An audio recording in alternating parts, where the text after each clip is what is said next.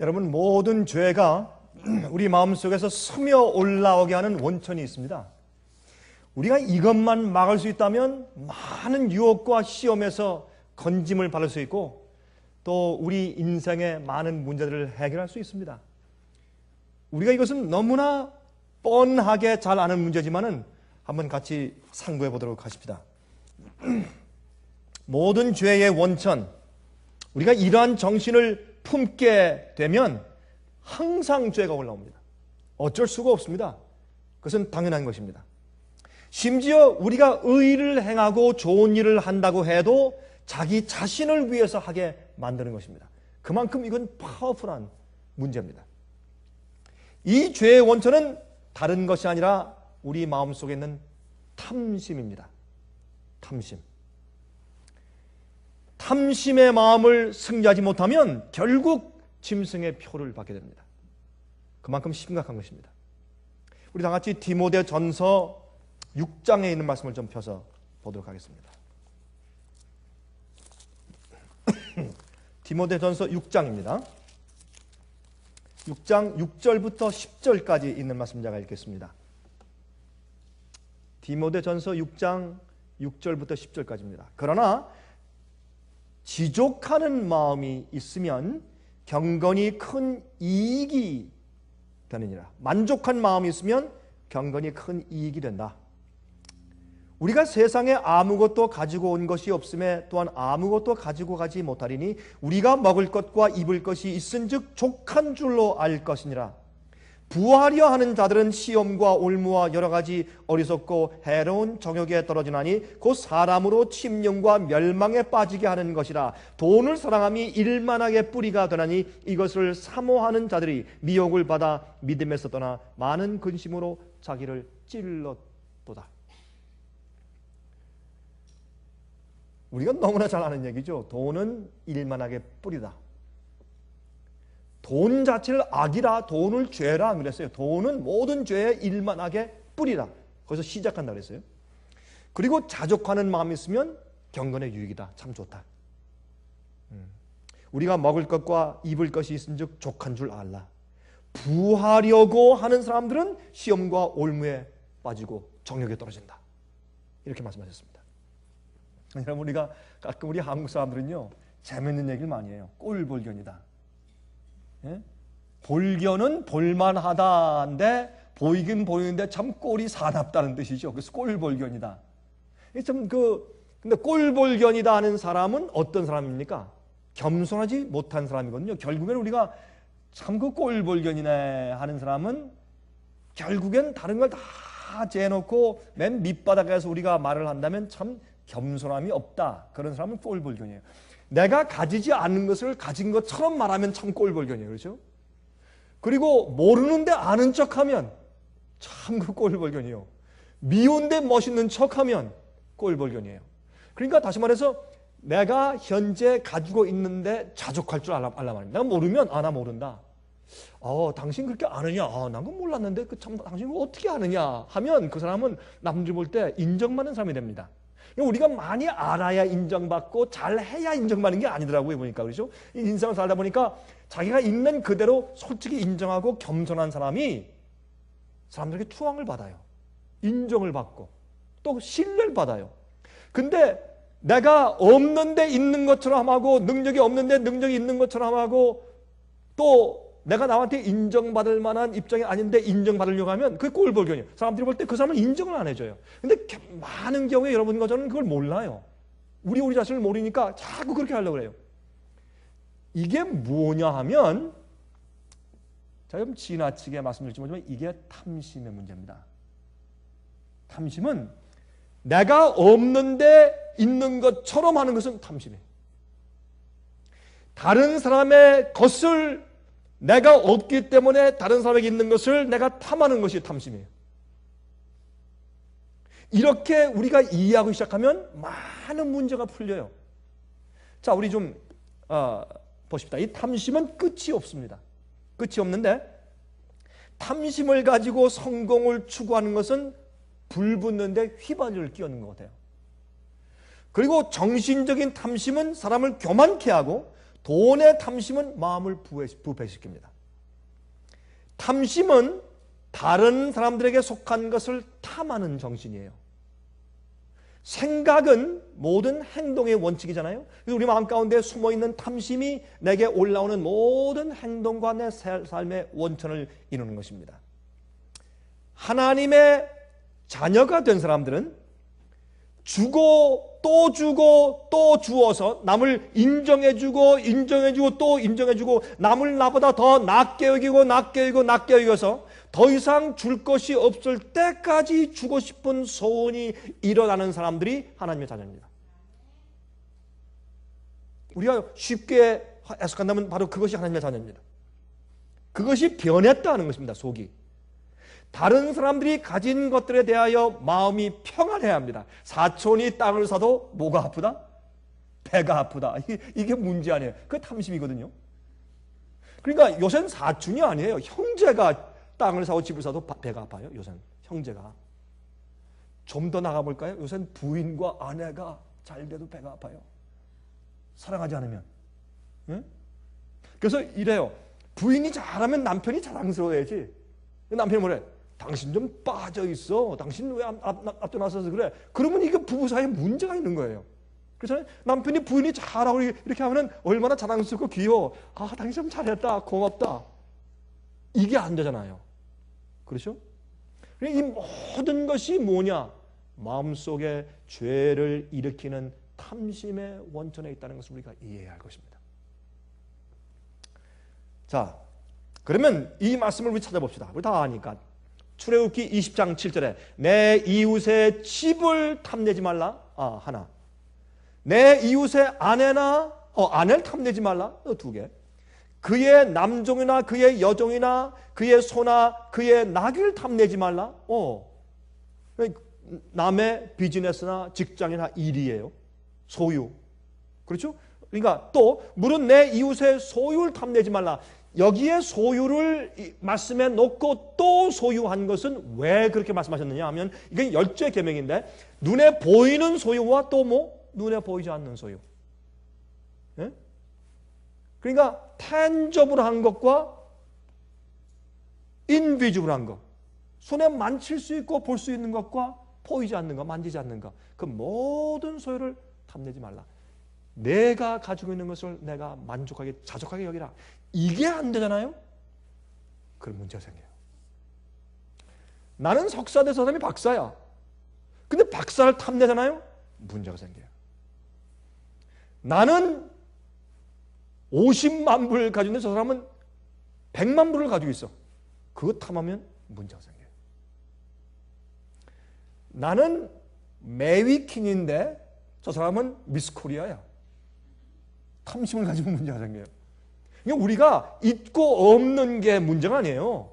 내가 남의 소유를 탐내는 마음이 시작될 때 죄가 올라와요. 모든 죄의 원천은 탐심이에요. 우리가 이것을 깨닫고 알고 이것을 정말 증오하고 혐오하는 마음으로 버릴 줄 알아야 우리가 죄를 승리하는 것이에요. 많은 경우에 이것을 우리가 제대로 우리 마음속에서 다루지 않기 때문에 자꾸 이상한 뿌리가, 이상한 가지가 생기는 것입니다. 보세요. 간음하지 말라, 살인하지 말라, 도적질하지 말라, 남에게 거짓 증거하지 말라. 이 모든 죄들은 문제가 어디 있어요? 탐심의 문제거든요. 그렇죠? 그러니까 왜 하나님께서 계명의 맨 마지막에 열째 계명에 탐내지 말라라는 계명을 주셨느냐 하면 그 열째 계명을 지키면 모든 계명을 지키는 품성을 가진 것이라고 봐도 과언이 아니니까. 시간도 하나님의 시간을 탐내지 마세요. 하나님께서 말씀하신 시간에 예배해야 돼. 하나님의 것을 탐내지 마세요. 하나님께 속한 권위를 탐내지 말고 하나님께 속한 본능을 탐내지 마세요.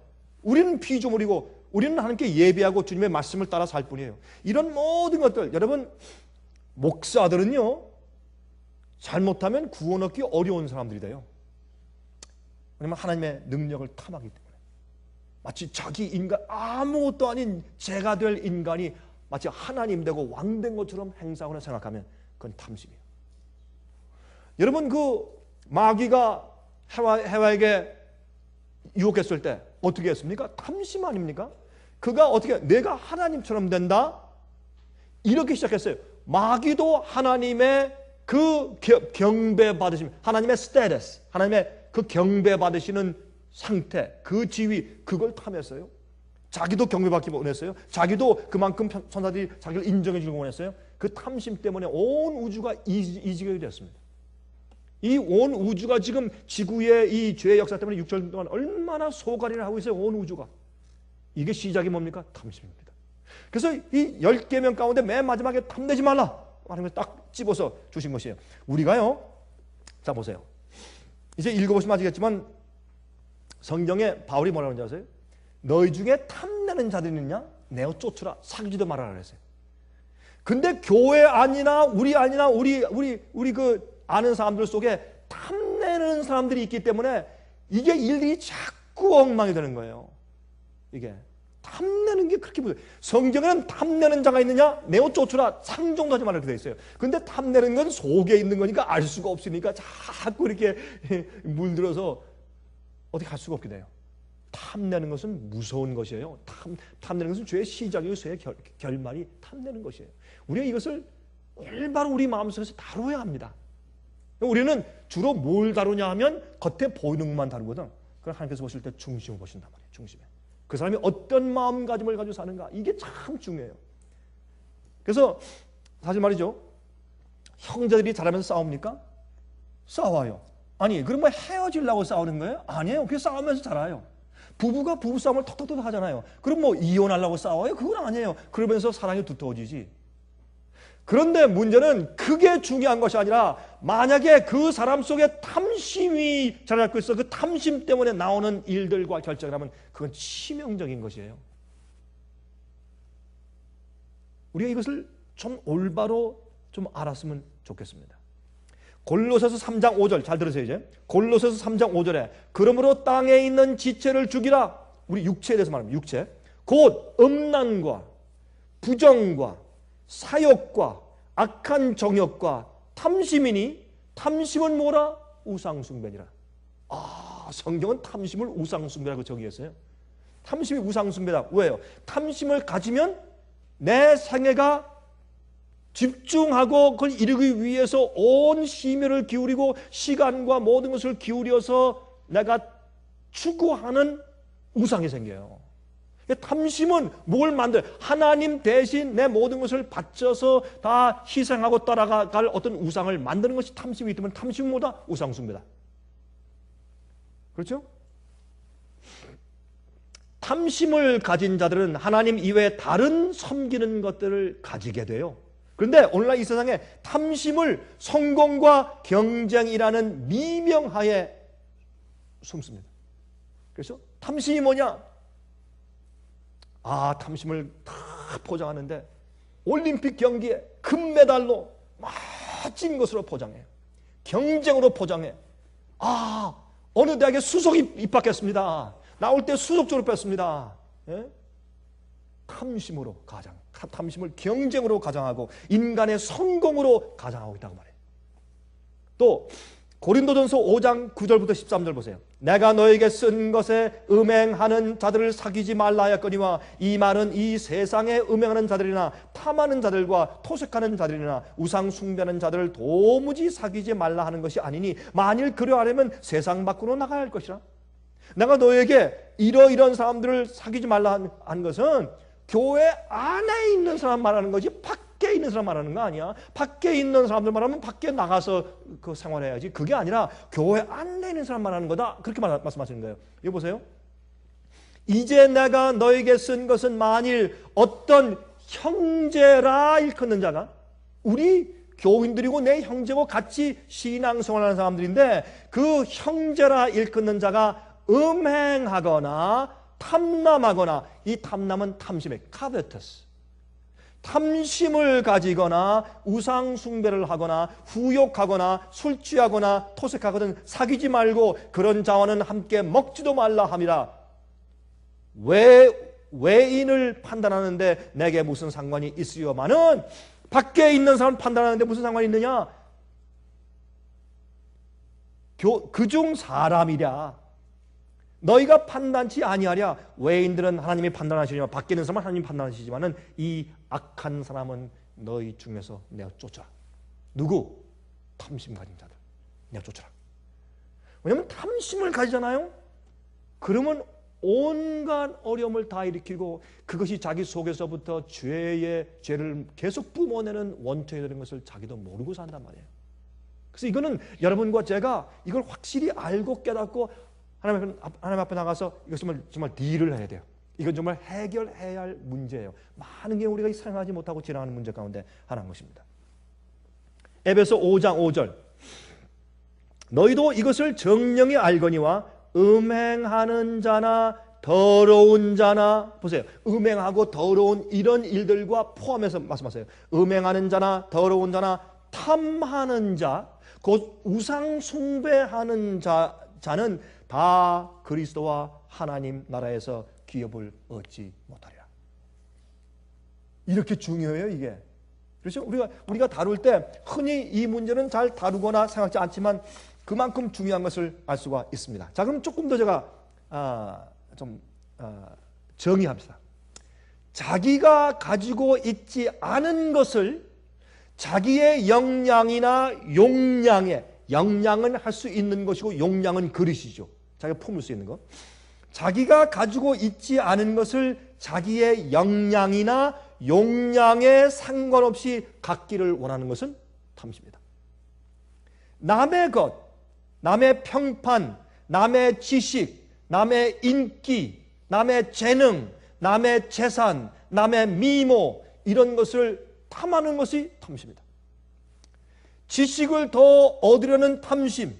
다시 말해서 내가 지금 가지고 있는 것에서 만족한데 어떤 것은 필요에 의해서 지식을 더 많이 얻을 수 있고 통보할 수 있어요. 그거 말고 지식을 더 얻으려는 탐심에서 나오는 것들, 사람의 인정을 더 얻으려고 하는 탐심, 더 많은 것을 소유하려는 탐심은 자기와 남들을 파괴시키는 우상숭배입니다. 이 정도는 우리가 정의가 됐습니까? 이 정도 정의했는데 여러분들이 나 그래도 모르겠습니다. 그러면 여러분들이 조금 머리가 좀 그렇죠? 탐심이 이런 게 탐심입니다. 우리 좀 더 폭을 넓혀서 그렇게 좀 이해하는 게 좋겠습니다. 자, 보세요. 여러분 출애굽기 18장 21절 보면 이런 말씀이 있는데 이 모세가 너무나 바쁘니까 사람들이 많은데 여러분 판단을 해주려고 사람들이 매일 와서 모세 이거 판단해 주세요. 이거 막 판단해 주세요 하고 계속 이렇게 케이스를 가져오니까 사람들을 판단해 주는 일로 하루 종일 시간을 보내도 모자라요. 그러니까 그 장인 이드로가 보다가 와가지고 아이 모세요. 자 사위 좀 보세. 이거 이래서 되겠는가? 50부장, 100부장, 1000부장을 택해라. 근데 어떤 사람을 택해라? 라고 이제 그 조언하는데 이렇게 말했어요. 그들은 또 온 백성 가운데서 제덕이 겸손한 자, 곧 하나님을 두려워하며 진실무망하며 불의한 일을 미워하는 자를 빼서 백성 위에 세워 1000부장과 100부장과 50부장과 10부장을 삼아라. 그러면 여기에 불의한 일을 미워하는 자를 빼서 이게 뭐예요? 영어로 hating covetousness. 탐심을 미워하는 자를 택해서 써라. 근데 우리가 여러분과 저와 또 우리 주위에 있는 사람들 누구나 하나님을 알고 주님의 진리 위에 사는 사람들이 그 마음 가운데 탐심을 가지고 나면 금만 다 깨버려요. 이게 중요합니다. 탐심. 그래서 예수께서 말씀하셨습니다. 누가복음 12장 15절 저희에게 이르시되 삼가 모든 탐심을 물리치라. 사람의 생명이 그 소유에 넉넉한데 있지 아니하니라 하시고 우리가 남이 가진 것을 볼 때 마음이 평안해야 합니다. 제가 이거를 요거를 어떻게 다른 사람들과 릴레이션십 관계에 있어서 이걸 어떻게 설명할까 하고 생각해 보니까 요 프레이즈가 어떤 데 우리가 뭘 강의할 때 프레이즈 하나를 딱 던져주는 것이 사람들 마음 가운데 오래 남으니까 제가 이걸 어떻게 설명할까 하다 이 프레이즈를 만들었어요. 제가 다른 사람들의 가지고 있는 소유를 볼 때 내 마음이 평안할 때 그게 우리의 그리스도인의 상태입니다. 다른 사람이 가지고 있는 소유를 볼 때 내 마음이 평안해야 돼. 배가 아프면 안 돼요. 그리고 나도 있어야지. 그러면 안 돼요. 그래서 다른 사람이 가만히 보니까 여기 있는 집사님들이 이 집사님한테 잘 인정하고 좋아해. 근데 그 태도를 나한테는 안 해줘. 그럼 배가 아프면 안 돼요. 그걸 보고 다른 사람의 소유가 있는 것을 볼 때 내 마음이 평안해야 돼. 그러면 훨씬 더 우리 가슴이 와서 낫죠, 이 얘기인 거죠. 저 사람이 많이 알기 때문에 어떤 사람들이 와서 대화할 땐 그 사람한테만 자꾸 뭘 물어봐. 나는 무시를 당해. 그래도 내 마음이 평안해야 돼. 네? 그리고 이렇게 같이 이렇게 있는데 말이에요. 누가 와가지고 야, 집사님 지금 연세가 50세예요? 근데 집사님은 27살 같아? 근데 왜 나한테는 그런 얘기를 안 해? 나한테도 그런 얘기를 해야지. 그러면 속이 상해. 배가 아파. 그러니까 그 얘기를 들을 때 남의 소유를 볼 때 마음이 어떻게 된다고요? 어떻게 된다고요? 평안해야 돼. 그럴 수 있어야 돼요, 우리가. 어떻게 저 사람이 나가서 가르치면 사람들이 참 잘한다고 말이지 강화받았다고 하는데 왜 내가 할 땐 그런 얘기를 안 해? 그래도 내 마음이 어떻게 돼요?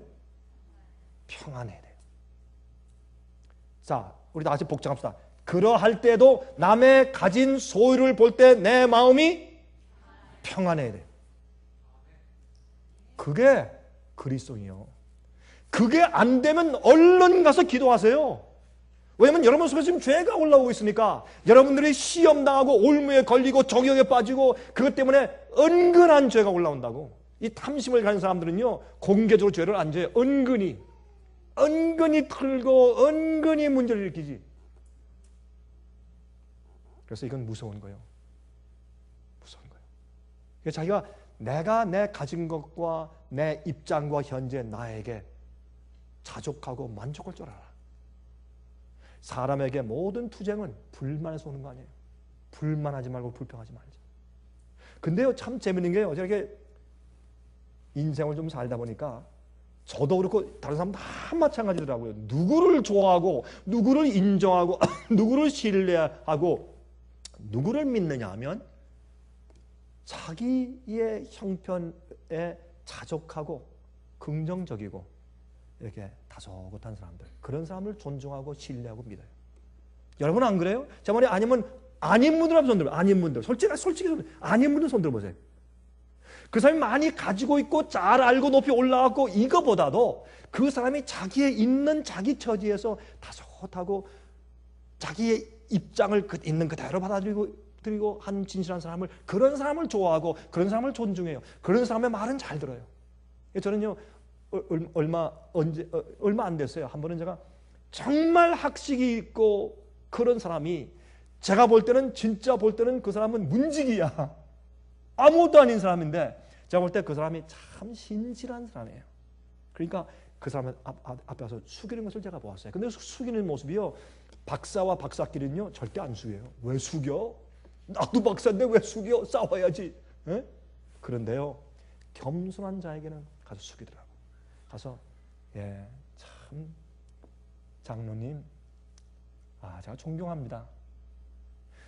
제가 옆에서 그게 딱 듣는데 보니까 그 사람은 많이 알고 그런 직책도 있는 사람인데 제가 볼 때는 정말 별로 인정받지 못할 사람한테 가서 정말 고개 숙이는데 진정한 말을 하더라고요. 자기 속에서 나오는 얘기를. 근데 재밌는 것은요 우리가 안 가지고 있잖아요. 그건 깡통이거든. 깡통은 뭘 낸다? 소리를 낸다. 그렇게 돼요 그게. 근데 참 이상하게 많이 가지면 오히려 그래서 익은 벼가 어떻게 한다? 고개 숙인다. 이게 또 참 답답한 일이에요. 아니 많이 들은 사람은 이렇게 할 줄 아는데 안 든 사람은 이게 안 꺾어져. 안 들면 안 들을수록 더 뻣뻣해지니까 이게 또 답답한 일이에요. 말을 해도. 그래서 제가 어떤 때는 제가 그렇게 생각해요. 제가 제 속에서 탐심이 올라오려고 하면 좀 그래. 아이고 내가 또 속이 빈 모양이다. 속이 비었으니까 이러지. 꽉 찼으면 뭐가 안 돼? 탐심이 안 생기거든. 비었으니까 탐심이 생겨. 에?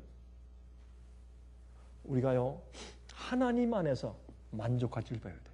이 세상에 탐심을 가지고 불만하려면 한이 없거든. 올라가고 올라가고 제 아무리 올라가 보세요. 예? 아무리 올라가고 올라가 봐도 끝이 없는 것이 세상살이요. 가진 거 아무리 해보세요. 아무리 가지고 아무리 많이 배우고 아무리 올라가 봐야 한이 없어. 사람의 경쟁과 사람의 욕심은 한이 없어요. 탐심은 한이 없어요. 그러므로 우리가 만족할 수 있는 유일한 길은 하나님 안에서 만족하는 거거든요. 그래서요, 요한 웨슬레가 그런 얘기를 쓴 적이 있어요. 자기가 신학교 교수 때 이제 집에 퇴근하려고 나갔는데 한 그 학생 하나가, 참 누추한 학생 하나가 그 학교 벤치에 의자에 앉아 있어요. 그래서 전에 왜 집에 안 가나? 예, 교수님, 전 갈 집이 없습니다. 그래도 어떻게 해서라도 옷은 그래도 좀 매일 바꾸는 게 좋지 않겠는가? 예, 교수님, 한 벌밖에 없습니다. 근데 그 학생을 이 요한 웨슬레 교수가 계속 바라보다가 그는 그렇게 고백합니다. 한 번은 이 학생은 나보다 가진 것이 많다. 그는 어쩌면 저렇게 만족하고 자족할 줄 아느냐? 나는 왜 이렇게 마음이 불안할까? 그런 고백을 요한 웨슬레가 한 학생을 보고 한 적이 있어요. 우리는 이 세상에서 무엇을 가지거나 사람의 인정보다 하나님 안에서만 만족할 수밖에 없는 존재입니다. 그것 이외에는 만족할 길이 없습니다. 아무리 만족을 찾아보십시오. 그건 안 되는 것입니다. 우리가 인생살이의 경험을 통해서 그것을 알지 않습니까? 한이 없는 것입니다. 한이 없는 것입니다. 그래서 이 세상 사람들은 탐욕으로 가득 차 있어요. 여기 보세요. 데살로니가전서 2장 5절에 말씀하기를 너희도 알거니와 우리가 아무 때도 아첨의 말이나 탐심의 탈을 쓰지 아니한 것을 하나님이 증거하시나니. 이 사도 바울은 나는 탐심을 가지고 일하지 않았다. 예수님께서 말씀하기를 모든 탐심을 물리치라. 충동이 올라올 때 물리치라. 미워하라. 그것처럼 무서운 것이 없다. 이렇게 말씀했어요. 에베소 5장 3절 음행과 온갖 더러운 것과 탐욕은 너희 중에서 그 이름이라도 부르지 말라. 이는 성도에 마땅한 말이라. 탐심은 이름도 부르지 말아라. 무서운 것이다. 그거는 부패하게 하는 것이다. 그렇게 말씀했어요. 탐심은 만족한 지점이 없기 때문에 전도서 5장 10절 은을 사랑하는 자는 은으로 만족함이 없고 풍부를 사랑하는 자는 소득으로 만족함이 없나니 이것도 헛되니라. 이것도 헛되니라. 여러분 세상 사람을 가만히 보십시오. 가만히 보시면 만족한 사람이 별로 없습니다. 여러분 그 생각 안 되세요? 만족한 사람이 별로 없고 그러면 그 무슨 만족 아십니까? 순진한 사람들이 이제는 별로 없어요. 순진한 사람들. 어린 아이들은 엄마 아빠가 손만 잡고 있으면 만족해. 어른이 되면 그게 없어져요. 그러니까 순진함이 없다는 얘기예요. 욕심을 위해서 말하고 행동하는 사람들. 여러분 어떤 때 말이죠. 제가 사람들 속에 이렇게 있잖아요. 물론 우리 그리스도인들 정말 거듭난 사람들하고 같이 있는 거 말고 전 여행을 많이 하니까 다니면서 전 이런저런 사람들 속에 있어 보잖아요. 보면 참 피곤합니다. 사람들 속에 가만히 있어 보면요. 얼마나 피곤한지 몰라요. 뭐냐면 가장해요. 아첨하는 말들, 이기적인 목적을 위한 깍듯한 예의, 무엇을 얻기 위하여 빨리빨리 돌아가는 눈, 쇼핑을 가서 피곤해지는 이유는 이기적인 이유에서 베푸는 극진한 친절. 참 피곤해요. 그렇죠? 사람들 속에 있는 게 얼마나 피곤한지 몰라요. 하늘은 왜 영원히 행복한 줄 아세요? 천진난만한 사람들 속에, 탐심이 없어진 사람들 속에 있으니까 그렇게 편안하고 기쁘고 즐겁고 항상 사람들 얼굴 보고 싶지. 탐하는 사람이 없어요. 나의 이익을 위하여 여유 시간이 없는 사람들. 사람을 소개할 때 이 사람은요 뭐 한 사람이고 어디 나온 사람이고 뭐 하고 있고 난 그런 얘기 들으면요 피곤해가지고 어떻게 내 마음이 어떻게 할 줄 모르겠어요.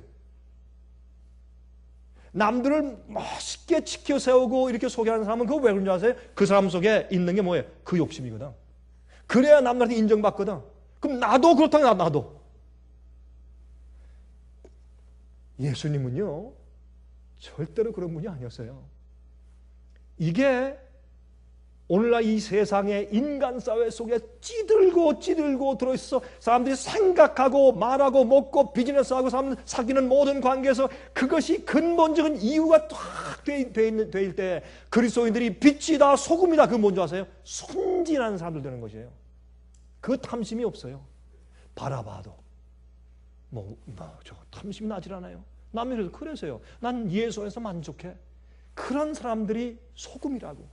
그런 사람들이 남들한테 감을 끼치는 거예요. 예? 내가 잘나서가 아니라. 제가 집회할 때 이런 예화를 들으면 사람들이 아주 재밌다고 웃어요. 저는 가서 100만 불, 500만 불, 1000만 불짜리 집을 보거나 기가 막힌 10만 불짜리 차를 봐도 내 마음 가운데 절대로 탐심이 올라오지 않습니다. 여러분 저거 진짜입니다. 전 꿈에서 아니에요. 전 실제로 그거 봐도 저 차 정말 멋있다 하면 그만이지 나 갖고 싶다. 왜 나는 저런 게 없어. 그런 마음은 1%도 좀 올라오잖아요. 절대로 안 올라와요. 제 마음 가운데. 진짜예요. 이게 하나님의 은혜죠. 제가 원래 그런 사람이 아닌데 하나님의 은혜죠. 예? 진짜예요. 근데 그 이유는 제가 이게 1000만 불짜리 집을 이렇게 보면은 야, 저 집이 앞으로 불탈 때 굉장하겠다. 난 그래서 탐심이 안 생긴다고 사람들이 웃어 죽겠대. 예? 사실이니까요. 전 멋지고 기가 막힌 집에 가서 좀 구경시켜주면 전 한 번 가서 쓱 보면 그만이지. 야, 이거 뭐 가구 뭐 정신없이 찾아보고 난 이게 마음에 생기지 않는 걸 어떻게 해요? 안 생기는데. 아마 여러분들도 그런 사람들이 많이 있을 거예요. 뭐 그 필요가 없는데. 야, 다른 거 탈 때보다 1000불짜리 탈 때보다 10만 불짜리 가구가 탈 때 그거 참 가구 아니겠다. 그러면 그만이지. 우리 마음 가운데 생기는 있는 모든 것들을 우리가 성령 안에서 컨트롤할 수 있어야 돼요. 그래서 그리스도인들이 세상 사람들과 같다는 건 바로 그런 걸 말하는 거예요. 세상이 교회 들어왔다. 여러분 최근에 사람들이 그래요. 목사님 내가 교회 나갈 수가 없습니다. 교회만 갔다 오면 마음이 번거롭고 마음이 아파서 교회 갔다 오기 싫어요. 교회 가면은 오히려 교회에서 평화가 다 깨져버립니다. 왜? 세상에 교회 들어왔으니까.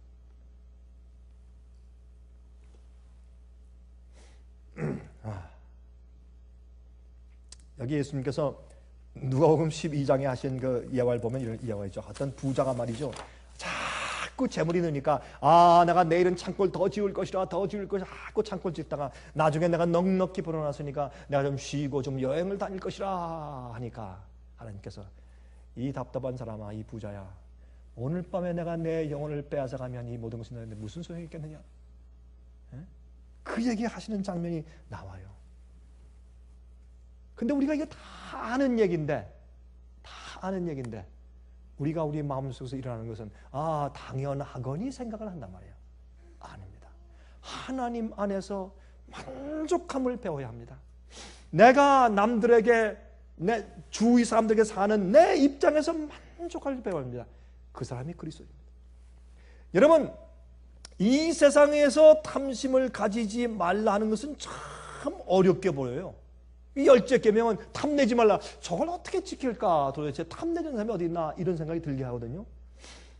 여러분, TV를 보면 뉴스를 할 때 여러분 못생긴 아나운서 보셨어요? 지금까지? 네? TV에서 뉴스 하는데 못생긴 아나운서 보신 적 있습니까? 없습니다. 저는 어느 외국에 가서도 전 뉴스를 한번 틀어서 봐요. 이렇게 해서 여기 이 나라에 뉴스를 할 때 한번 보자. 이렇게 해서 보면은 거기 나오는 아나운서는 한 것이 다 이뻐. 아프리카에 가서 제가 뉴스를 보면서 아프리카에서 나오는 그 흑인들의 TV 아나운서 보자 깜짝 놀랐어요. 너무 예뻐서. 장난해서 제일 예쁜 사람 골라다가 쓰잖아요. 사실 그렇거든요.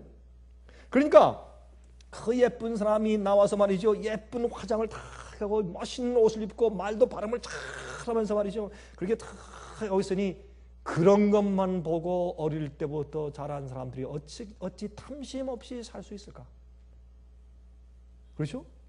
참 심각한 일이에요. 우리는 탐심을 안 가질 수 없는 환경 가운데 태어나고 자란 사람들이에요. 그래서 이 지체는, 육체는 성령으로 죽여야 돼. 그거밖에 길이 없어요. 성령으로 그걸 죽여야지 다른 길이 없어. 그래서 남들이 가진 것들, 남들이 보이는 거나 보이지 않는 모든 것들을 가진 것을 보고 내 마음이 편할 수 있는 것. 이게 성령의 은혜예요. 성령의 은혜예요. 그게 까마귀 뛸 수 있는 사람이에요. 제가요, 우리 중국에 있는 직원들을 볼 때 제 마음 가운데 감동하는 이유가 바로 그거예요. 제가 말씀드리지만 이번에 한국 직원들 제가 4명을 데려가서 같이 이제 홍콩에서 같이 이제 회의를 하고 또 집회를 하는데 계속 울어. 처음 봤으니까 계속 이 한국 사람은 계속 눈물만 자꾸 흘려. 조금만 말하면 또 울고 뭐 흐느끼고 막 이렇게 하고 말이죠. 계속 그래. 그거 왜 그런 줄 아세요? 늘 자기들 보던 거하고 너무 다르니까 그 순박한 얼굴, 예? 다 자족하는 얼굴들이거든. 그러면서 자기 속에 하나님께 대한 충성심과 희생과 그 간절한 마음을, 그 간증을 들으면서 계속 우는 거예요. 다른 거 아니라. 여러분, 그들의 간증 속에는 뭐가 없는 줄 아세요? 이런 게 없어요. 이런 간증이 없어요. 난 이런 간증을 들어본 적이 없어요. 간증을 많이 들었는데 중국에는 직원들 간증 가운데 이런 게 없어요. 나는 과거에 이랬었습니다. 나는 과거에 이렇게 하려고 막 애쓰다가 내가 낭망했습니다. 그런데 보니까 뭐 이런 간증이 있잖아요. 나는 옛날에 이런 사람인데 지금은 뭐 다 내려와서 이런 간증이 전혀 없어. 이건 달라요. 그런 게. 그러니까 여러분과 제가 태어나 사는 환경은 우리는 남들보다 더 많이 탐심을 가지고 살 수밖에 없는 환경 가운데 태어나고 자랐을지 몰라요. 그게 우리한테 second nature, 그 우리가 거의 자란 본성이 될 정도로 그렇게 됐어요. 그러니까 다른 사람이 가진 대로 다른 사람의 상태도 나도 그렇지 못하면 불안해. 일단 만족이 없어. 이걸 어떻게 하면 해결할까? 하나님 안에서 성령의 은혜로 그 지체를 죽여야 돼. 그래서 너희 속에는 지체를 죽이라 하는 바로 그것을 말하는 거지. 그것을 말하는 거지. 홍콩에 가잖아요. 가면 이 사람들은요, 중국에서 그 시골에서 가난하게 살던 사람들이 그 화려한 홍콩에 왔는데 일생 처음, 외국에 난 건 처음이지. 이 사람들이 대부분이, 다는 아니지만 처음 나와가지고 보면서도 목사님 나 좀 이거 좀 보게 해주세요. 나 저거 좀 구경하고 이것도 구경하고. 그게 없어요. 보고 싶은 마음이 전혀 없어요. 샤핑센터 지나가잖아요. 뭐 들어가는 게 아니라 지나가면 그 의리한데 말이죠. 그 쇼 윈도우에 멋있게 만들어놓고 온 뭐 기가 막히게 지나갈 때 지나가지고 우리는 어떻게 해요? 우리 한국 사람들은 이거 봐, 이거 뭘 만든 거야? 이거 얼마짜리래? 누가 한번 입었던데, 누가 신었던데, 이게 우리한테 자연스러운 일이에요. 다 보고 이거 세일이래. 그거 세일인 건 이거 아니면 이렇게 하는 게 우리는 자연스러운 일이에요. 우리에게는. 근데 이 사람들은요, 가서 이렇게 보고서 바보 같아. 뭐, 그래서요. 그리고 이렇게 가만히 꼬다는 보리자리처럼 이러고 있다가 가자 그러면 네. 어린 아이예요. 그게 천진한 거예요. 전혀 탐심이 없어요. 해봤어야 알지. 그래서 제가 볼 땐 제가 옛날에 그런 말씀 드린 적 있잖아요. 물론 중국에서 구원 얻기가 어려운 점이 많아요. 공산주의고 중국에서 무신론, 중국에서 진화를 믿는 사람들은 진짜 무신론자예요. 그 사람은 하나님 얘기하면 막 화를 내요. 그 사람들은. 한국 교육이 어려워요. 그래서 중국에는 그리스도인들은요 학교 안 보내고 아이들을 학교 아예 안 보내는 사람들이 많아요. 왜 학교 보내면 그 유물론 사상과 공산주의 사상과 무신론 사상과 진화를 막 가르치니까 아이들이 그렇게 잘하니까 아예 안 보내고 우리가 학교 보낼 때 학교에서 배워도 집안에서 안 그러고 여긴 기독교 정신이 많으니까 아이들이 나가서 그거 다 그런 얘기 있는 거지 뭐 진화를 믿는 아이들이 없잖아요. 그리스도인 가정에서. 그러나 중국은 달라요. 그걸 세뇌 교육시키는 학교에서. 이거 안 보내는 부모들이 많다고요. 그러나 중국에서 태어나는 사람들은 구원받기가 훨씬 쉬울 수 있어요. 그들이 진리를 사모하고 목마르면. 네. 사람들이 거기 가서 처음 온데 뭐 구경 다니고 막 이거 보자 저거 저기 한번 가보자 이런 게 없어. 팔짱 끼고 저기 한번 다니고 이게 없어. 그러니까 한국에서 한 직원들이 우는 거예요.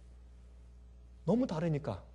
그들의 고난받는 얘기, 한 한 이제 젊은 우리 직원, 여자 직원이 말하기를 우리는 결혼한 지 지금 몇 년 됐는데 우리는 1년에 3번 만납니다. 서로.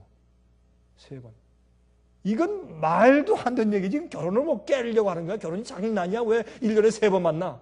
그런 마음이 들어가는데 그런데 말이죠. 우리 남편이 문서전도 하거든요. 저는 전도하는 사람이고 제가 가서 한 달 동안 전도하고 오면은 왔어 하루 이틀 지난 다음에 남편이 또 나간대. 조금 있다 부인이 또 나가고 서로 엇갈려가지고 1년에 우린 3번 만납니다. 그냥 질문했어요. 그러면서 어떻게 삽니까? 그건 안 되는 거지. 결혼생활 깨려고 합니까? 그랬더니 아닌데요. 우리는 다 이런 줄 알고 우리는 다 이해하고 살아요. 그래도 우리 행복해요. 근데 우리 이렇게 오래 안 하고 조금만 있으면 다시 우리 합쳐서 오래 살 거예요. 그러니까 우는 거예요. 너무 다르니까. 어떻게 해야 우리가 하나님의 계명을 지킬 수 있을까? 해답은 뭡니까? 탐내지 않으면 됩니다. 탐내지 않으면 계명들을 다 지키게 됩니다. 탐심이 우리 속에서 살인도 올라오고 미움도 올라가고 질투도 올라오게 하고 간음하게 하고 도적질하게 하고 거짓 증거하게 하는 모든 동기가 탐심입니다. 탐심은 그래서 죄의 원천입니다. 자, 그러면 우리가 이렇게 탐심만 설명하고 끝나면 안 되잖아요. 그러면 이 탐심을 어떻게 이길까? 해답이 있어야죠. 설교에서 해답이 없이 문제만 제시하면 그건 철학 강의지. 그거는 설교 아니죠. 많은 설교가 철학 강의예요, 요즘에. 도덕적인 윤리적인 강의고 해답이 없어요. 그래서 우리는 해답을 말씀을 찾으십시다. 그러면 우리가 이 탐심을 어떻게 하면 이길 수 있을까?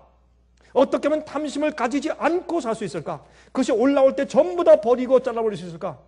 그건 2가지 길입니다. 첫 번째, 하나님의 말씀과 진리로 씻어야 합니다. 그러니까 여러분들, 에이, 다 아는 거 말씀하시네. 그럼 해 아래 뭐 새로운 것이 어디 있어요? 다 아는 얘기지. 그러나 우리 마음껏 정리가 안 되니까 설교하는 거죠. 다 하는 문제지만 우리 마음으로 먼저 씻어야 돼. 말씀을 읽으면 어떻게 하나님의 상해와 하나님의 뜻이 나타나면 내가 부끄러워져요. 그러면서 하나님의 뜻과 주님의 사상과 주님의 성품으로 대체해버려. 내 자신을 쳐서 부인해버려요. 그러면 제가 말씀드렸지만 지난번에 설교한 것처럼 내가 말씀으로 산다 뭐예요? 우리는 낙심할 때 낙심한 정신이 확 들어갈 때요. 그러면 그건 육체거든. 어떻게 하자? 부인하자. 그건 실제가 아니니까 내 육체를 부인하라 말이에요. 그리고 어떻게 하라? 말씀에 있는 생각을 붙잡자 말이에요. 그게 말씀으로 사는 것이에요. 말씀은 지식으로 채우자가 아니라 내 속에서 유혹을 받았어. 야, 저거 해서 유혹이 확 들어왔으면 유혹을, 그 죄를 아니면 그 악한 것을 생각하는 것을 좋아하는 충동이 확 들어왔다고 하십시다. 아니면 올라왔다고 하십시다. 그러면 그때 어떻게 말씀으로 산다? 그것은 내 육체니까 그걸 부인하자 말이에요. No 하자 말이에요. 그리고 말씀을 붙잡자 말이에요. 주께서 말씀하신 명령, 주께서 말씀하신 하늘, 예수님의 생애, 이런 것들, 의의 원칙, 그런 걸 붙잡자 말이에요. 그러면 내 속에서 육체가 충동질 할지라도 그걸 내가 부인하고 그것은 옛사람은 죽었다라고 내가 간주하는 것이에요. 내 죽었다고 카운트하고 간주해버린 다음에 말씀을 붙잡는 게 매일 말씀으로 산다는 거예요. 그게 말씀을 먹는 것이에요. 그러면 참 이상해요. 내가 계속 말씀으로 사는데 왜 내가 죄의 충동을 느끼느냐? 그거는 당연한 것이 우리가 예수께서 오실 때까지 내 죄 육체가 살아있으니까. 그건 여러분의 온 모든 습관들이 이 두뇌에 다 새겨져 있으니까. 그러나 그것이 여러분이 아니란 말이에요. 그건 죽었단 말이에요. 죽고 그것은 지나간 옛세니까 그렇게 딱 해서 어떻게 나 여기 딱 깎고 절로 가만히 있어. 여러분 한국에 가면 말이죠. 이 시가지에 지나면 도시에 뭐가 있는 줄 아세요? 이런 판때기에 국민 학생들이 그거 좋아해요. 가지고 도깨비, 방망이잖아요. 방망이 탁 가지고서 뭐 이렇게 구멍에서 팍 올라오면 그거 때려 패는 그거 안 하고 이 국민 학생들이 참 좋아해요. 어른들은 그거 안 하지만 아이들은 탁 그냥 때리고 그거 해야 돼요. 우리가 이 도깨비 박스가 우리 속에 있단 말이에요. 올라올 때면 어떻게 하라? 때려 접혀서 사정없이 그냥 너는 내가 아니야. 내려가. 어디서 또 어디 깍꿍이 어디서 내려가. 이렇게 하란 말이에요. 그러면 그거를 우리가 계속 느낀단 말이에요. 이거 우리가 안 느낀다. 그러니까 사람들이 기만당하는 거예요. 그건 느껴요. 거듭난 그리스도인도 그게 있어요. 그래서 넌 죽었다고 간주하란 말이에요. 사도 바울도 내가 내 몸을 쳐서 복종시킨다고 그랬잖아요. 내가 복음을 전한다면 내가 버림받을까 두려워한다 그랬잖아요. 바울도 그 거룩하고 훌륭한 바울도 그랬는데 하물며 우리는 사람들이 원죄설은 그렇게 느끼는 자체가 죄다. 봐라, 이미 넌 죄를 진 것을 생각해. 아니에요. 죄의 유혹을 느끼는 자체는 아주 죄가 아니에요. 성경을 말씀하기를 욕심이 잉태한 즉 그 다음에 죄를 난다고 말했어요. 죄가 되기 전에 한 가지 단계가 있는 것을 성경은 말씀하고 있어요. 그러므로 무슨 비결로? 말씀으로 씻자. 말씀으로 살자. 말씀으로 씻자. 예? 주의 말씀을 제일 먼저 듣는 생애. 베드로전서 1장 22절 23절 너희가 진리를 순종함으로 너희 영혼을 깨끗하게 하여 그랬어요. 그 뒤에 너희가 썩지 아니할 씨로 난 것이 아니라 하나님의 살아있고 항상 있는 말씀으로 되었느니라. 말씀으로 씻고 고치고 또 충동이 올라오면 넌 가만히 있어. 넌 내가 아니야. 나는 그런 나는 이제 의미 없어져서 말씀을 붙잡고 그래서 어떻게 나는 예수님 안에 감춰져 있다. 예수님 안에 있으면 의롭고 그 길 갔다가 나는 맨날 죄를 짓지만 예수님 안에 있으면 그저 봐주시고 그게 아니라 내게 쇠와 탐심이 올라올 때 내가 그걸 부인하고 내가 예수님 안에 껑충 떠들어가 내가 예수님 안에 있는 게 예수님의 사상을 붙잡고 예수의 말씀을 붙잡고 예수의 품성을 그게 내 것으로 받는 것이에요. 그게 믿음이요. 나는 이래도 예수님의 생애가 내 것이라고 붙잡는 것이에요. 그래서 그 생애가 내 속에 이루어지게. 이게 우리 사상의 개조거든요. 사상의 개조. 이게 실제적인 믿음을 받는 의예요. 그 다음에 두 번째, 어떻게 우리가 탐심을 이길 수 있을까? 첫 번째, 말씀과 진리로 씻자. 그리고 말씀으로 살자. 두 번째, 하나님의 나라와 그의 의를 먼저 구하라. 여러분 또 그러지. 아이 그것도 아는 건데요. 아니 뭐 해 아래 새로운 것이 어디 있어요? 다 아는 거지.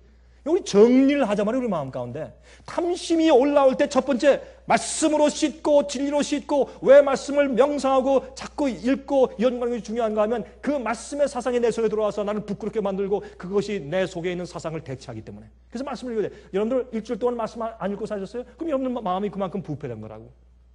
여러분이 가지고 있는 원래 영혼 그대로 살고 있는 부패된 거예요. 그게 믿는다고 해도 부패된 거예요. 여러분 영혼이. 그러나 말씀을 차근차근 듣거나 계속 시간이 지나면 짬날 때마다 말씀을 읽고 생각하고 또 연구하면 그럼 우리 속에 어떻게 그 사상이 하나님의 성품이 내 것을 대체해 놨잖아요. 그게 말씀으로 사는 것이에요. 그리고 두 번째로 하나님의 나라와 그의 의를 먼저 구하라. 의롭게 사는 일에 또 말씀대로 사는 일에 방해되는 직장 비즈니스, 인간관계 어떻게 하라? 다 잘라버리라. 그게 지체를 죽이는 거예요. 지체를 죽이라 그러니까 사람들이 갖다 이거 자꾸 상징적으로 생각해. 아니요. 실제로 우리 지체를 죽여야 돼. 우리의 의를 이루는 영적인 경험과 하나님 말씀대로 살려고 하는 일에 방해가 되는 직장은 그만두자. 방해되는 비즈니스는 문 닫아버리자. 아무리 100만 불이 손해가 본다고 할때 그 문 닫아버리자. 그렇게 주님의 나라와 그 의를 먼저 구하고 그걸 선택할 때 하나님께서 우리의 선택을 존중하신다. 그런 자에게 그 모든 것을 내가 더해줄 것이라는 약속이 이루어지는 것입니다. 그렇게 할 때 그래서 의를 이루는 일에 방해되는 것은 전부 잘라버리고 다 없애버려요. 예? 이렇게 해버려야 돼요. 이렇게 해버리면 확실해져요. 그리고 우리가 하나님의 이 의를 이루는 일을 먼저 해야 돼요. 그리고 나서 먹고 사는 일을 걱정하십시오. 그러면 하나님의 명령과 말씀이 더 중요해지고 그럴 때 우리의 우선순위가 올바로 서면 탐심을 가지지 않고 살 수 있게 돼요. 그래서 우리가 죄의 원천을 틀어막기 위해서 우리의 생애에 우리의 결정과 선택이 아주 분명해져야 돼요. 안 할 건 딱 안 해버리고 이런 건 나 안 한다고 선택을 해버리고 버릴 건 딱 버려버리고 그래야 돼요. 근데 민기적으로 슬슬 이러니까 계속 탐심을 가지고 사는 것이요. 제가 젊을 때요. 제가 옛날 얘기 한번 하겠습니다. 지금부터 30년이 지난 일이니까 이젠 얘기할 수 있죠. 제가 30년이 지났을 때 처음에 이민 왔을 당시인데 처음에 이제 아니 목사가 이민을 왔으니 뭐 할 게 있어요? 무슨 기술이 있어요? 뭐가 있어요? 라이센스가 있어요? 아무것도 없지. 아니 우리 집사람은 간호원 공부라도 했지. 저는 오니까 막막하더라고요. 근데 저는 제 마음 가운데 공부하기 위해서 학비를 벌어야 할 텐데 제 목적은 그게 크니까 저기 가서 공부를 더 해서 이 신학, 이거 적어도 신학 박사학위 받아야 될 거 아니에요. 그때는 신학 박사 받으면 성령을 받는 줄 알았으니까, 그때는. 예? 신학 박사를 받아야 능력 있는 목사님 될 줄 알았으니까. 신학 박사를 따야 할 텐데, 공부해야 할 텐데, 이 돈이 있어요. 미국에 딱 오면 금방 공부해야 될 줄 알았는데, 와서 보니까, 그거 아니래요. 여러분 다 해보셨지만, 미국에 오니까요, 어림도 없어요. 당장 아파트 빚 낼 돈도 없고, 먹을 사주는데 어떻게 공부를 해? 그래서, 야, 이게 아니구나. 그다음부터 내가 이제 돈을 좀 벌어야 할 텐데, 이 목사니까 할 일, 뭐 신학교 졸업한 사람이 뭐 할 일이 있어요. 그러니까 제가 뭘 했냐면, 그러니까 신앙 서적판을 했잖아요. 신앙 서적판을. 문서도 넣잖아요. 근데 미국 사람들요, 문 두드리고 이 가면은 동그란 데 이러는데 한국엔 그런 거 없었잖아요. 한국엔 지금도 있어요. 지금은 있어요, 한국에. 다 이러보다 싹 들어가고 인기 쪽도 안 해. 그래서 야, 미국 사람 쌀쌀하다 하자 그걸 처음 느꼈어요. 어떤 때는 말에 들어가니까 어떤 사람이 장총이 라이플 들고 나와서 Get out of my property 그러더라고요. 알고 보니까 경찰이야. 어디 막 하루 없이 내 뜰에 들어왔냐 이거예요. 뭐 이런 경험도 해보고 야, 이거 한국 사람들하고 다르구나.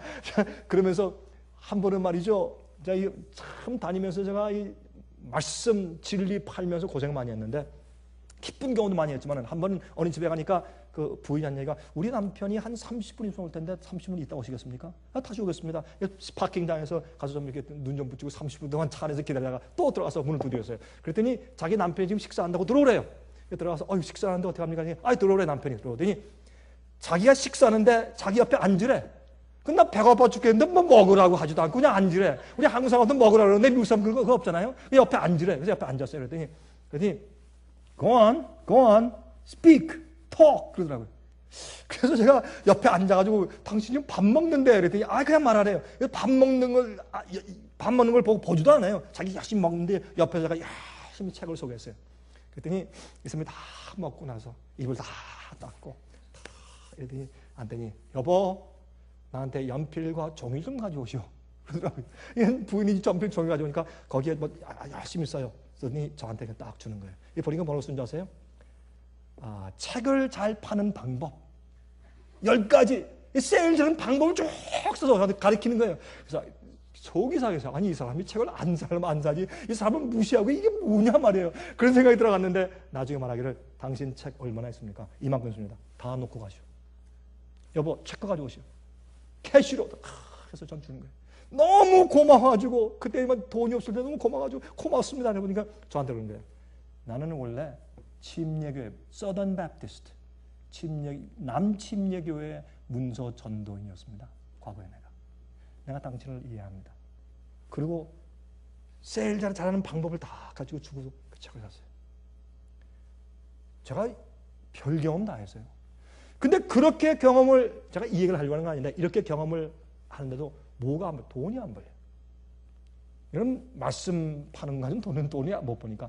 그래서 나중에 제가 되면 좀 마음이 좀 이거 빨리 학교 갈 돈을 벌어야 할 텐데. 그래서 제가 회사에 취직을 했어요. 취직을 하면서 처음에는 밤에는 가서 어떻게 기회 있으면 책을 팔고 또 뭐 이렇게 하다가 나중에 회사에 몰입해야 돼. 돈을 벌려고. 회사 갔는데 그 회사가 부사장이 키가 큰 사람, 지금도 키가 큰 사람인데 한 번은 제가 얼마 동안 일하고 나니까 저를 부르더니 자기 사무실에 오라고 그래가지고 강군 내가 I like you 당신이 좋은데 마음에 드는데 내가 앞으로 당신을 우리 회사의 세일즈맨으로 쓸 마음이 있습니다. 미국에서 돈을 벌려면 회사 세일즈맨이 돼야 돼요.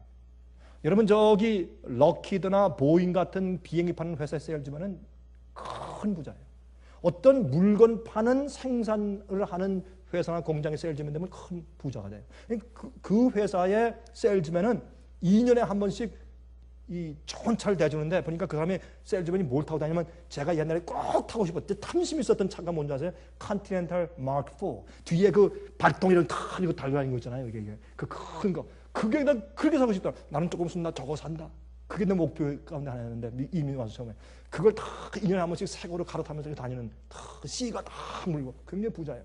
나 저거 저 사람이 곧 은퇴하는데 나 당신 저거 시키겠어. 내가 갑자기 내가 정신이 좀 나갔어요. 와, 당신이 앞으로 6개월 동안 우리가 돈 대줄 테니까 학교 가서 밤에 영어만 배우셔. 당신은 영어가 서투른데 영어만 배우고 우리가 당신을 갖다 훈련시키는데 회사 세일즈맨 쓸 마음이 있어. 제 마음속에 탐심이 올라오는데 제 눈에 말이야 세상 부귀영화가 딱 지나가. 멋있는 집, 멋있는 차, 그냥 여행을 좋아하는 좋아하는 반에 차 타고 좋은 이곳저곳 회사를 대표하고 다니는 생각하니까 와 기가 막혀 지나가는데 제가 하나님께 그날 밤에 회개했어요. 하나님 날 용서해 주십시오. 내가 신학을 공부하고 나올 때 하나님께 촛불 두고 내가 어떻게 헌신했는데 내가 이런 생각을 내가 하다니 내가. 그래서 우리 집안한테 그래서 여보 이사 갑시다. 우리 집사람이 하면 당신 지금 잘 돼가는데 왜 갑자기 이사 가려고 하냐고. 이사 가야 합니다. 그래서 제가 그때 나가서 사표 써냈어요. 그 부사장이 나보고 정신 나갔대. 이 미국에 있는 사람들이 당신 같은 그 기회를 한번 얻으려고 어떻게 할 줄 아십니까? 당신 you're out of your mind. 그래 좋습니다. 좋습니다. 그리고 참 빨리빨리 짐을 쌓아서 트럭에 집어싣고 우리가 가는데 뭐하러? 교회를 세우려 가자. 선배들 때문에 어느 있는 교회에 들어갈 수가 없어. 전 나이 젊은 사람이니까. 교회 없는 데 가서 개척을 해야 돼. 개척하러 갑시다. 난 이러고 있으니까 내 마음속에 세상에 대한 부귀 영화가 들어와서 내가 죽겠습니다. 안 돼. 여보 갑시다. 또 고맙게 우리 사람이 오케이 했어요. 아무 불평 없이 갑시다. 그걸 싣고 우리가 내려가서 교회 개척하는 멀리 우리가 가서 거기서 짐을 아파트에 내려놓아서 끝나니까 우리 주머니에 있는 것이 약 한 300불 남아있대요. 300불. 그때 제 마음이 얼마나 기쁘고 감사하고 평안했는지. 탐심은 죽이세요. 버리세요. 우리를 많게 하는 것이니까 눈에 보이는 것이나 보이지 않는 것이나 그것은 전부 다. 여러분 성경은 그러므로 고린도전서 12장 31절에 했어요. 너희는 더욱 큰 은사를 사모하라. 내가 또한 제일 좋은 길로 너에게 보리라. 영어로 But covet earnestly the best gift. 그건 뭐냐면 제일 좋은 선물을 탐해라. 그건 뭐라? 고린도전서 13장 사랑. 사랑은 그래서 내가 사람의 방언과 천사의 말을 할지라도 지식과 능력이 많을지라도 사랑이 없으면 소리나는 구리와 울리는 괭과리가 되고 큰 소리가 나서 딱 바라보면 의미가 없어. 뭐 꽝 그런데 와 뭐야 바라보니까 아무 의미가 없어요. 사랑이 없으면. 그렇죠? 울리는 괭과리라. 내가 예언하는 능이 있어 모든 비밀과 모든 지식을 알고 또 산을 옮기려고 하는 모든 믿음이 있을지라도 신앙의 파워가 있을지라도 사랑이 없으면 내가 아무것도 아니다. 내가 내게 있는 것을 모든 것으로 구제하고 내 몸을 불살에게 내어주고 희생할지라도 놀라운 희생과 자선 봉사를 할지라도 사랑이 없으면 내게 아무 유익이 없다. 내게 아무 유익이 없어요. 자선 봉사할 때 남에겐 유익이 돼. 집 없는 사람한테 밥을 주면 유익이 있고 돈을 주면 유익이 있어요. 그러나 내게는 아무 유익이 없다. 말짱할 거예요. 예수께서 말씀하기를 너희가 나를 사랑하면 내 계명을 지키라. 그러면 여러분요. 우리를 부패시키고 주의 계명을 지키지 못하게 만들고 모든 죄가 솟구쳐 올라가게 만드는 원천인 탐심을 멀리합시다. 그래서 느낄 때 성령의 능력과 말씀으로 그 지체를 죽이게 되시기를 간절하게 소원합니다. 자비하신 하늘에 계신 우리 아버지 하나님, 우리 속에 선한 것이 없습니다. 그 이유는 사도 바울이 외친 것처럼 우리 속에 악이 우리와 함께 있기 때문입니다. 조금이라도 먹이를 준다든지 아니면 기회를 주면 서슴없이 올라와 우리를 잡아먹으려고 합니다. 저희를 도와주시고 우리는 죄를 미워합니다. 우리는 악을 싫어합니다. 주님, 우리는 탐심을 정말 증오합니다. 그러나 연약한 저희를 불쌍히 여기시고 하나님 저희를 도와주시되 주의 거룩한 말씀과 진리로 우리를 씻어주셔서 거룩하게 하시고 우리가 하늘과 그 나라와 그 의를 먼저 구하기로 선택하오니 저를 도와주셔서 하늘의 의가 저희 속에 이루어지게 해 주시옵소서. 시험당할 때 이 세상에서 모든 일에 한결같이 우리처럼 시험당하셨지만 죄가 없으신 우리 구세주 예수님이시여 저희를 성령의 능력으로 도와주시옵소서. 예수 그리스도 이름으로 간절하게 기도드리옵나이다. 아멘. 은혜 많이 받으셨습니까? 지금까지 들으신 이 생애의 빛 예배 설교는 간절한 마음으로 진리를 찾는 분들과 정직한 양심으로 말씀을 받아들이고 언제나 진실이 무엇인지를 생각하는 그리스도인들을 위한 말씀입니다. 주변 가족들이나 친지들 중에 말씀을 사모하고 순결한 신앙을 갖기 소원하는 분들이 계시면 생애의 빛 예배 설교 DVD를 소개해 주시기 바랍니다.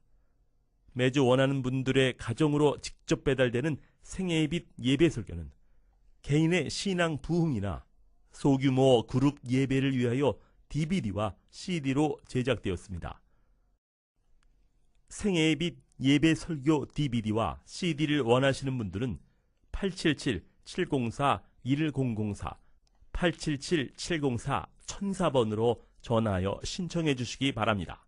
미국 동부 시간으로 월요일부터 금요일까지 9시에서 5시 사이에 전화해 주시기 바랍니다. 그럼 다음 시간까지 안녕히 계십시오.